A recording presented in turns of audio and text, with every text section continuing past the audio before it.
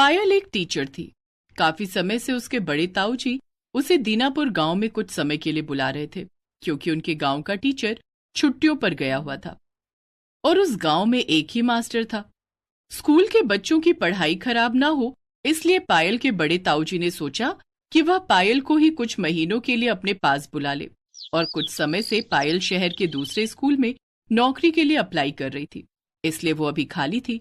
तो उसने अपने बड़े ताऊ जी के गांव दीनापुर जाने का विचार किया। एक ट्रेन थी जो उस गांव से होकर गुजरती थी। पायल के बड़े ताऊ जी ने उसे समझा दिया था कि वो ट्रेन कुछ समय के लिए स्टेशन पर रुकेगी, तो वो स्टेशन पर उतर जाए। और ऐसा ही हुआ। एक स्टेशन पर ट्रेन कुछ समय के लिए रुकी तो पायल ने गांव का नाम एक बोर्ड पर पढ़ा, तो ट्रेन से उतर गई और ट्रेन अपनी रफ्तार से आगे बढ़ गई। अरे, मुझे तो दीनापुर गांव जाना था, ये तो दीनपुर गांव है। ये मैं किसी गलत गांव में उतर गई क्या?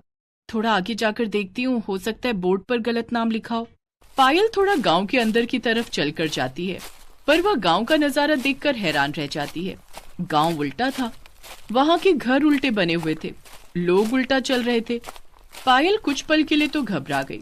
तभी सामने से एक औरत आती दिखाई दी। वो सामने से कोई आ रहा है। अरे ये क्या, ये औरत तो उल्टा चलकर आ रही है, ये सब क्या है? वो औरत पायल के पास आती है। पायल उसे देखकर घबरा जाती है। डरो नहीं, हम भूत नहीं हैं, हम तुम्हारी तरह साधारण इंसान हैं, बस हम उल्टा चलते हैं क्योंकि ये उल्टा गांव है। उल्टा गांव? पर मुझे तो दीनापुर गांव जाना था। ये दीनपुर गांव है, दीनापुर नहीं। पर आप कौन हो? मेरा नाम पायल है, मैं एक टीचर हूँ, शहर के स्कूल में बच्चों को पढ़ाती हूँ। मुझे अपने बड़े ताऊ जी के घर दीनापुर गांव जाना था, वहाँ के स्कूल के बच्चों को पढ़ाने के लिए, पर मैं गलती से यहाँ आ गई हूँ। अच्छा, वापसी की कोई ट्रेन मिलेगी? क्योंकि मुझे दीनापुर गांव पहुँचना है। मेरे मोबाइल की बैटरी भी खत्म हो गई है, मैं तो किसी को फोन भी नहीं कर सकती। हमारे गांव में बिजली नहीं है, इसलिए आपका ये फोन वहाँ चार्ज नहीं हो सकता।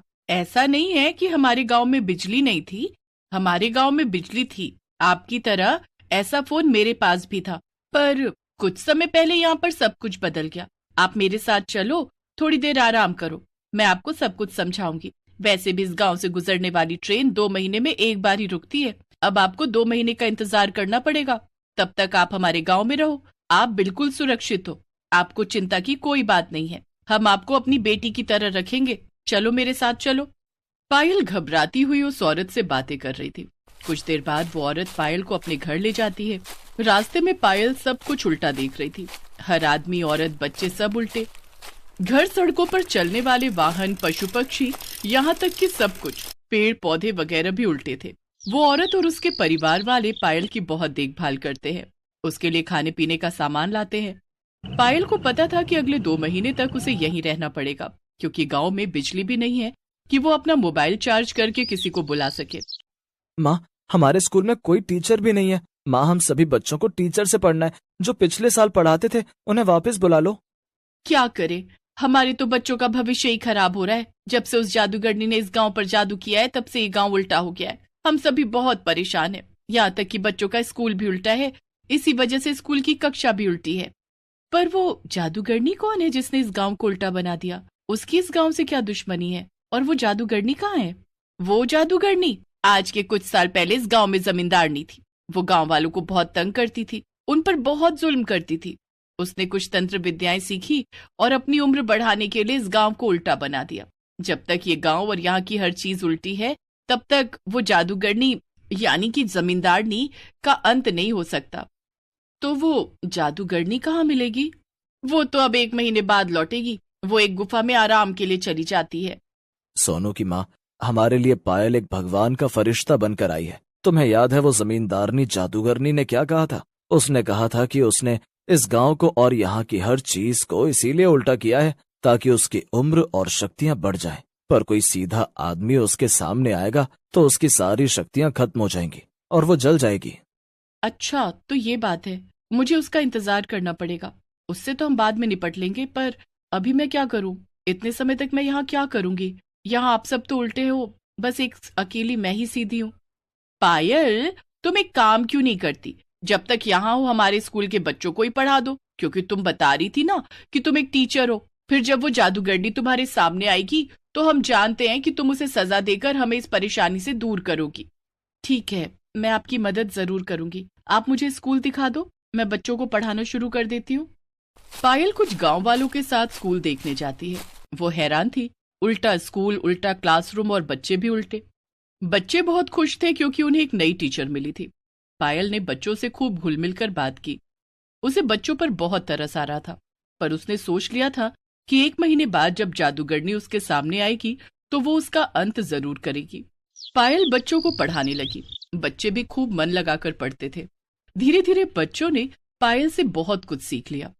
पायल ने बच्चों को हिंदी के साथ साथ अंग्रेजी भाषा का भी ज्ञान दिया। गांव वाले भी पायल की बहुत तारीफ करते थे। कुछ ही समय में पायल उस गांव की चहेती बेटी बन गई। एक दिन पायल जब स्कूल पहुंची तो उसने देखा कि क्लासरूम बिल्कुल खाली था। आज गांव का एक भी बच्चा स्कूल नहीं आया था। भैया क्या हुआ, आज बच्चे स्कूल नहीं आए, क्लासरूम बिल्कुल खाली है। दीदी, आज कोई स्कूल नहीं आएगा क्योंकि आज जादूगरनी आ रही है। सब लोग अपने घर में छिपे हुए हैं ताकि वो किसी को भी तंग ना करे और चुपचाप आकर चली जाए। कोई बात नहीं, आप चिंता मत करो। आज आप सबको जादूगरनी से छुटकारा दिलवा कर ही रहूंगी। जैसे ही जादूगरनी जमींदारनी गांव में प्रवेश करती है तो वो सबको चिल्ला चिल्ला कर अपना डर दिखाने लगती है। सब कुछ हवा में उल्टा पुल्टा होने लगता है। गांव के सब लोग घबरा जाते हैं। कैसा लग रहा है तुम सब गांव वालों को? मैंने इस पूरे गांव को उल्टा बना दिया है। अब तुम सब हमेशा के लिए ऐसे ही उल्टे रहना और मेरी शक्तियां बढ़ाते रहना। गांव वाले घबराए हुए थे कि तभी पायल उस जादूगरनी जमींदारनी के सामने आकर खड़ी हो जाती है। पायल को सीधा देखकर जादूगरनी घबरा जाती है। उसकी सारी शक्तियां उसी समय समाप्त हो गई और वो जलकर भस्म हो गई। सब गांव वाले बहुत खुश होते हैं। बच्चे भी दौड़कर पायल को पकड़ लेते हैं। टीचर जी, अब हमें उल्टे क्लासरूम में नहीं पढ़ना पड़ेगा। अब हमारा क्लासरूम सीधा हो जाएगा। हाँ, क्योंकि अब हम भी सीधे खड़े हैं, उल्टे नहीं है। टीचर जी, हम खूब मन लगाकर पढ़ाई करेंगे। हाँ बच्चों, अब तुम सब खूब मन लगाकर पढ़ना। अब तुम्हें कोई परेशानी नहीं होगी। आज सब बहुत खुश थे क्योंकि पायल ने बुराई का अंत करके अच्छाई को जीत दिलाई थी। जादूगरनी के मरते ही सब कुछ पहले जैसा हो जाता है, जैसा हमेशा हुआ करता था। गांव में फिर से खुशहाली आ जाती है। अगले कुछ समय तक पायल ने बच्चों को स्कूल में पढ़ाया और एक जान पहचान के टीचर को, जिसे नौकरी की जरूरत थी, उसे स्कूल में बच्चों का टीचर बना दिया, जिससे बच्चे भी बहुत खुश हुए। अब उन्हें बिना टीचर के नहीं रहना पड़ा। सबसे घुल मिलकर पायल अपने बड़े ताऊजी के गांव